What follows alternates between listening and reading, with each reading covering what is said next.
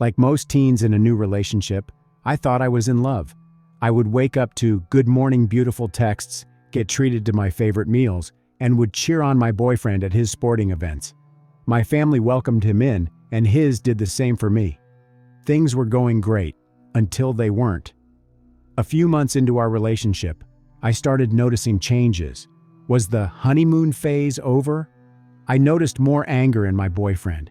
It started as small things that would send him into a rage, such as me not texting him back right away or not answering my phone. At the time, I validated his actions, telling myself he is just having a bad day. Occasionally, he would call me names, but again, I defended him and would tell my friends, "We all say things when we're angry. I know he doesn't mean it." When we were with my friends or family, he didn't show much interest in being there. He would sit quietly on his phone, hardly interacting with everyone. It bothered me, but I thought maybe he was just tired, or maybe he was just wishing it was just us two, so we could cuddle up and watch Netflix. I wished he would want to spend time with my friends and family, but I always tried to brush it off. Sometimes I would get upset at the way he acted, and I would try to tell him that, but he never seemed to understand. He would tell me I was being dramatic and that I needed to get over it. This went on for months and never seemed to get better. Actually, things were getting worse. I remember the first time he got so angry that he threatened to hit me. I was so scared, but thought I was okay because he wouldn't actually do that, right? This wasn't the first or last time he expressed his anger like this. My friends tried to tell me this wasn't normal. They told me he was no good for me and to move on, but I just didn't want to hurt him. I had my heart broken in the past. I'm sure we all have at some time or another, and I never wanted to break someone else's heart. So, I did what I thought any teen would do.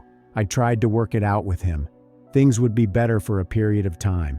We would be happy again, laughing, enjoying each other's company, and just having fun. But then, something would happen that would make him angry again. Eventually, the empty threats weren't so empty. I had been shoved, I had been punched, I had even been bit. I couldn't understand why he would do that to someone he loved, and I knew it was time to end things.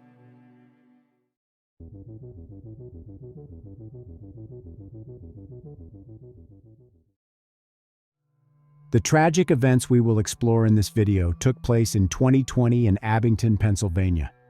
Morgan McCaffery was only 18 years old. She had her whole life ahead of her.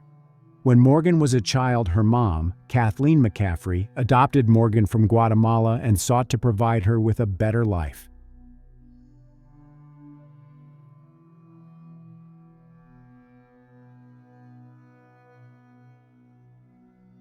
Morgan was extremely close with her family. She had many friends who considered her a best friend. Morgan graduated from Nazareth Academy High School and was starting classes in dentistry at Manor College.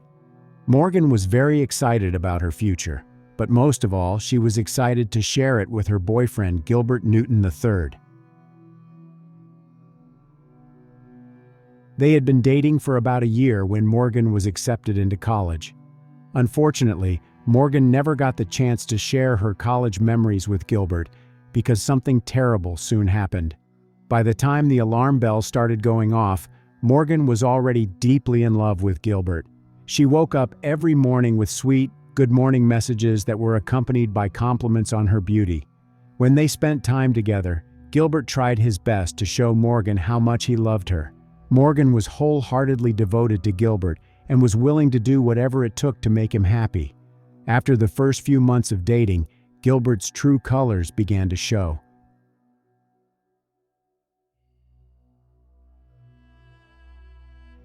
What started out as a beautiful love story quickly turned into something much darker. Gilbert still tried his best to organize a great evening for Morgan, but now his efforts were accompanied by scathing remarks and even insults. It all started with Gilbert getting angry if Morgan didn't immediately respond to his text messages. The fairy tale of love turned into the reality that is described at the beginning of this video. Morgan made the decision to end her relationship with Gilbert. The problem was that after the relationship ended, the threats and insults didn't stop. In fact, it got much worse. Gilbert was the kind of guy who can't take no for an answer. He couldn't accept the fact that Morgan had started a new life in which Gilbert had no place. He begged Morgan for something, anything, some kind of reconciliation so they could move on. He asked Morgan if she would agree to meet him in a public place where they could talk things over, settle their differences, and finally put an end to the story. Morgan, after hesitating, agreed, and they decided to meet to talk things over.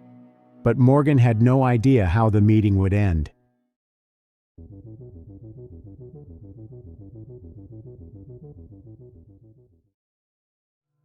It was July 27th, 2020. Morgan and Gilbert decided to meet at the Meadowbrook train station. This meeting took place about a month after Morgan ended her relationship with him. Before going to the meeting, Gilbert took 2 knives from the kitchen of his mother's house. The events that unfolded at the train station quickly made the news. I had my heart broken in the past.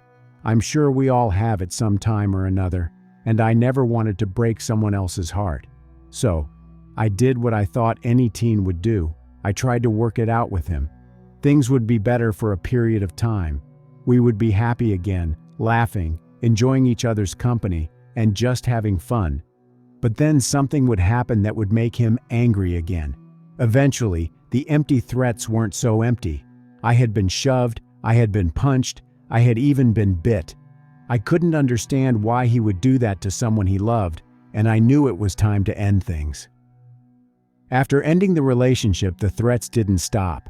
I received messages threatening to kill me and to keep my head on a swivel. I agreed to meet him to give him closure. I was scared, but I never thought he would actually kill me.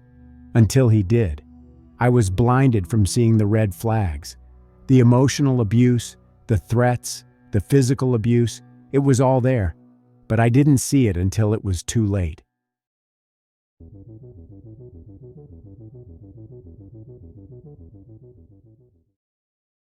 According to investigators, Morgan and Gilbert talked at the train station for about 45 minutes.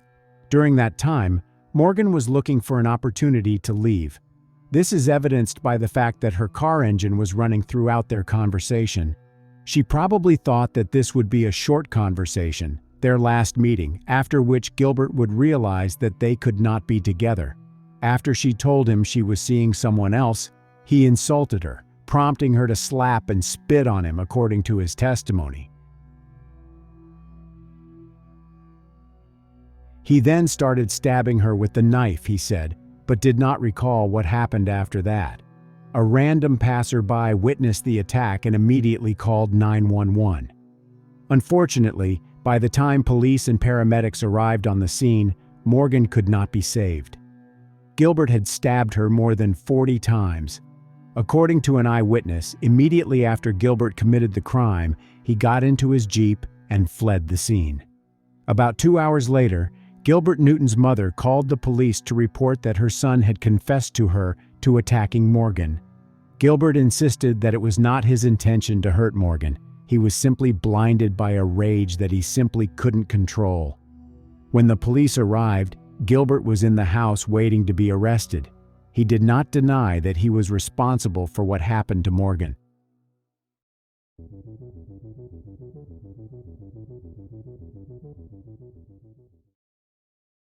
During the trial, much new information came to light about Morgan and Gilbert's relationship. Assistant District Attorney Kathleen McLaughlin told jurors that a day before the stabbing, Newton saw a social media post of Morgan with another man. That's when he set out his plan to kill her. If he couldn't have her, nobody could, she said. He told jurors he went to meet up with Morgan about 7:30 a.m. that day to talk about their relationship, and she was supposed to give him some of his things back. Newton said they met at a church parking lot, but relocated to the train lot because Morgan had seen a creepy guy nearby. Newton testified he grabbed 2 knives from his kitchen before meeting up with her because he was going to stab himself in front of her to see if she would stop him to prove if she still cared about him. He had also recently seen on social media that she had a new boyfriend. Newton said he met her and got into her car to talk. Inside the car, he asked her if it was true that she was with someone else. Newton testified he thought he and Morgan McCaffery were meant to be. He told jurors that she told him she was with someone else, prompting him to insult her. Newton said she slapped him and spit on him. "Instantly, I just started stabbing," he said. He told jurors that he does not recall much after that. The next thing he remembered was that he drove to a friend's house, but did not go inside the home. Newton testified he did not intend to kill Morgan McCaffery. County Detective William Mitchell showed jurors a series of text messages that Newton had with Morgan McCaffery, as well as his relatives and friends. The messages dated back to about a month before the homicide, which was around the time Newton and Morgan McCaffery had split up. In a series of text messages over several days in that roughly month-long period, he repeatedly tried to get back together with her, and would often send insulting messages to her when it didn't appear to be working, according to testimony. He would also text her about how upset he was about the split. "I just want to stab you in the neck continuously," one of the texts to Morgan read. When questioned about the text messages by Assistant District Attorney Kathleen McLaughlin, Newton admitted to sending horrible messages, but couldn't remember all of the things he said to Morgan McCaffery. He also said he was upset that Morgan had blocked his cell phone number and his social media accounts from contacting her. Mitchell also showed jurors text messages sent from Newton to his friends and family shortly after Morgan's death. His family urged him to come home, which he eventually did. "I killed Morgan about an hour ago," he texted his mother, according to testimony. "You had no influence over my actions," one of the texts to his mother read. "I'm really sick in the head." Newton had his head down during a large portion of Mitchell's testimony. At no time did he claim that he did not commit the crime. He only insisted that the crime was not premeditated.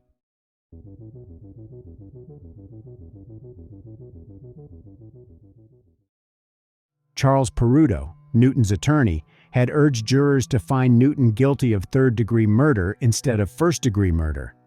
First-degree murder means that the killing was premeditated and carries a life sentence in prison. "No one's going home after this trial," Peruto said. "We're just going to determine whether or not someday he gets out." Peruto told jurors that Newton was distraught during the incident. He noted that there were multiple friends and family that testified that Newton had an excellent reputation prior to the incident. "He's acting under emotion, under the strain of his own mental problems," the defense attorney said. Newton had testified that he was upset after the two had split up. Assistant District Attorney Kathleen McLaughlin took issue with that, saying that Newton was trying to look like a victim in the case. "It's all a manipulation. It's all about him," she told jurors in her closing argument. "It's never about Morgan and what he did to her." McLaughlin showed jurors a series of text messages Newton had sent to Morgan and his mother, threatening violence to Morgan in the roughly month-long period between their breakup and her killing. In one of the texts, he threatens to stab Morgan 57 times. Newton had testified at the trial that he sent those messages, adding that he sometimes says bizarre things that don't make sense when he's upset. "He's a kid, he's an idiot kid, an immature kid," Peruto told jurors, "but a good kid with good character."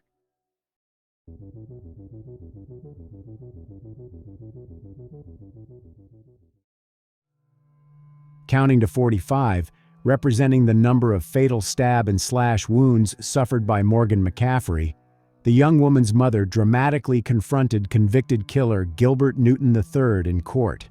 "You're a monster, Gilbert Newton. You took my daughter from me. How dare you?" Kathleen McCaffery shouted directly at Newton as she ended the count during gut-wrenching testimony after Newton was convicted of first-degree murder. "You didn't just stab her, you slaughtered her. You don't know the hell I go through every day." Seated at the defense table, Newton stared blankly and showed no outward emotion as the grieving mother addressed him in the Montgomery County courtroom. "The pain of missing her is indescribable," said Kathleen McCaffery as she forced Newton to look at a photograph of Morgan taken several days before the murder. "This isn't just a life sentence for you, Gil. This is a life sentence that you imposed on all of us." Kathleen McCaffery said she adopted Morgan from Guatemala and strived to give her a better life. You have no idea what you've done to me. You're not a caring person because if you were, you would not have done this to Morgan," Kathleen McCaffery added. "You're a murdering monster. I hate you. I will always hate you, and I will never speak your name again."